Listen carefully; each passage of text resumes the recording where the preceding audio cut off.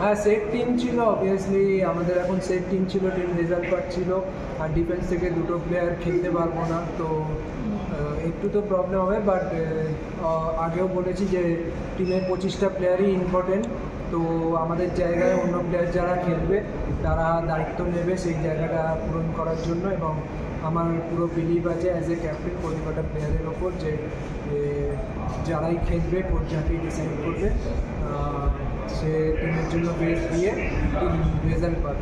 Greg Stewart 85 মিনিটে নামলেন, নেমেই একটা দুর্দান্ত গোল করলেন কামিংসকে দিয়েছে, এই ব্যাপারটা কীভাবে দেখছো?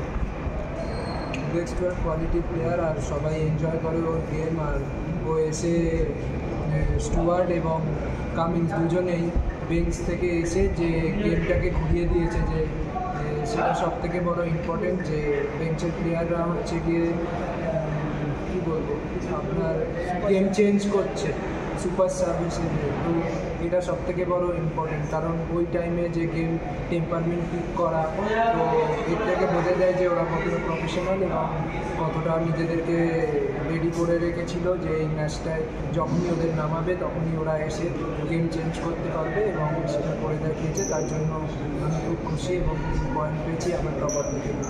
নর্থ ইস্টে যাওয়ার আগে আবারও টেবিল টপার, এটা কতটা কনফিডেন্স দেবে? অবভিয়াসলি আমাদের টার্গেট শুরু থেকেই ছিল যে আমরা টেবিল টপে থাকবো, এবং এটা যা শুরু, এখনও হাফ অফ দ্য সিজনও হয়নি, তো আমাদেরকে এটাই টার্গেট রেখে চলতে হবে যে যত ম্যাচ আমরা যাবে জিততে থাকতে হবে।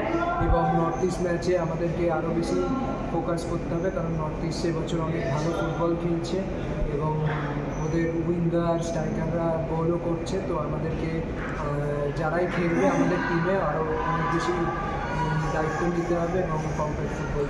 কামিংসকে কি আরেকটু বেশি গেম টাইম দেওয়া উচিত বলে তুমি মনে করো?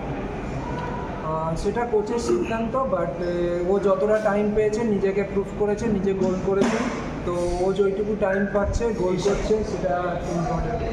সুজিদা, দীপেন্দুকে খুব একটা আজকে ছন্দে দেখা গেল না, দীপেন্দুকে খুব একটা আজকে ছন্দে দেখা গেল না, ক্যাপ্টেন হিসেবে তুমি ওকে কী পরামর্শ দেবে?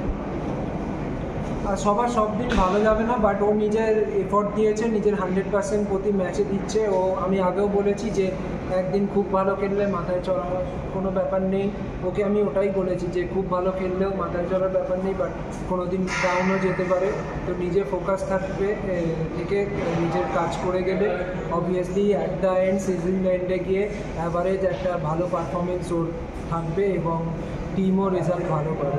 তো কখনো কখনো আপ ডাউন হতেই পারে প্লেয়ারের লাইফে, বাট ও নিজের বেস্ট দিয়েছে অন দ্য ফিল্ড, সেটা টিমের জন্য ইম্পর্টেন্ট। Thank you. হয়ে থাকবে এই আগামী ম্যাচগুলোর আগে যে কোনো দিন যখন ম্যাচ ভালো যায় না, গোল আসছে না, সেখান থেকেও তোমরা জয়টা ছিনিয়ে নিচ্ছ। শেষ মুহূর্তের জয় বলে না, ম্যাচ হচ্ছে 90 মিনিটস অ্যান্ড প্লাস এক্সট্রা টাইমে, তো আমাদের এটাই টার্গেট ছিল যে আমরা ক্লিন শিট রাখবো, গোল কনসিড করবো না এবং তারপর হচ্ছে কি আমরা লাস্ট মুহূর্তেও গোল পেতে পারি, অ্যান্ড সেটাই হয়েছে। আর আমাদের টার্গেট অলওয়েজ থাকবে যে যত বেশি ক্লিন শিট আনতে পারবো ততই আমাদের টিমের জন্য। Thank you.